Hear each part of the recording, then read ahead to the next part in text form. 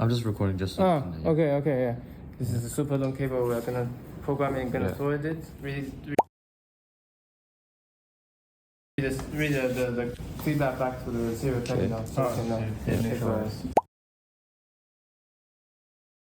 Right. This is initial. I'm working on the parachute system right now, so yeah, things are going okay. You can do anything.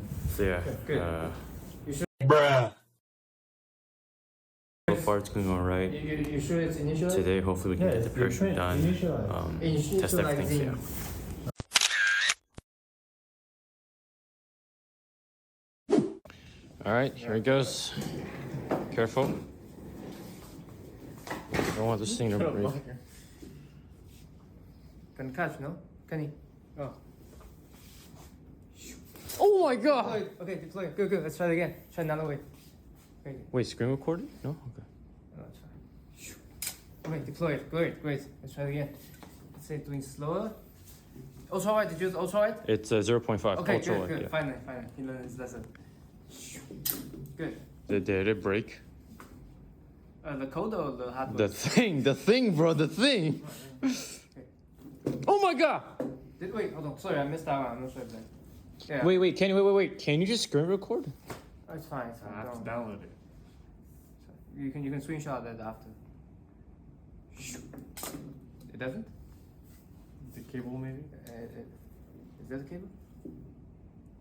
Could be the cable. Guys, this might be our biggest success or our biggest failure. Oh, biggest nothing happens.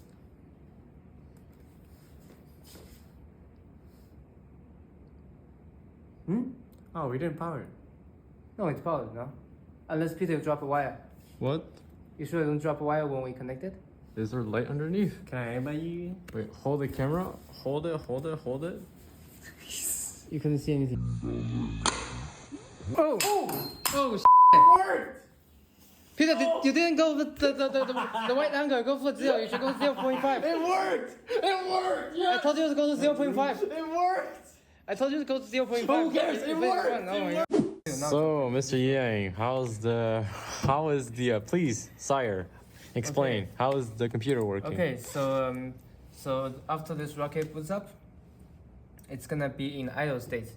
It's not gonna be in idle state the sensor is not gonna work because we don't want to fire the rocket while we assembled it. It's because since we also don't have a power button. So in this case, after it's turned on, you can see it's on by this blue light and this red light. They're on, but it's not the sensor is not in working mode.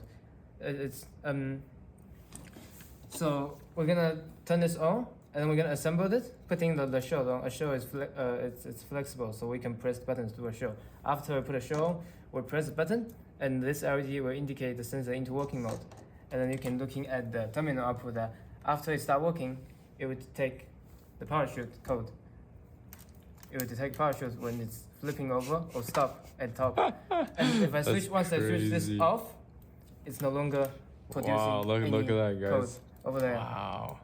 See, when I turn it on, it starts detecting. Yeah. And when I turn it, let me clear it first, and then if you turn it off, nothing is detected. So it saves the rocket from accidentally being triggered, and until we manually assign it to on state like this.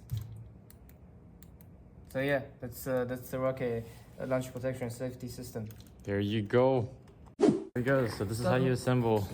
This is how you assemble the rocket. So because we don't have any battery hatch on the shell, so we have to put the battery in first, like this, and then it will repeat us to assemble it. Alright, you guys, so this is how you assemble it. So first things first, you want to put this on the bottom. Watch out for the wires, be very careful. You don't want to disconnect anything, so just gently work its way up there. Here, this is where this comes in, just want to put it in there, and then from here, you just thread both of those together. It's all built on threads, so you thread in one, you thread in the other. Just be very careful, take your time.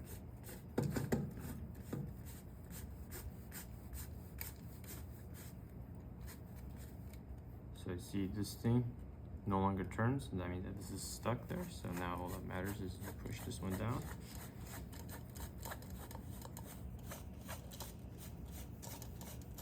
And once this thing comes down, what you will notice is this thing shakes a lot. So that's why you have this thing. This is like a stabilizer.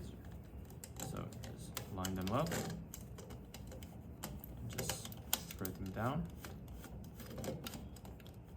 And this servo here is starting to shake a lot. We don't want that. So the solution is behind over here. As you can see, I can push the servo in, and naturally, I can then push this up again. Oop, gotta be careful. Naturally, I can push this up. I can push this up a bit, so now the servo is locked in place. So, and you can do this a couple times just to make sure it's secured. These wires, we will rewire them to make sure that they are running smoothly. This is where the cap comes in. Once again, careful. Put it on top. Push these onto the side.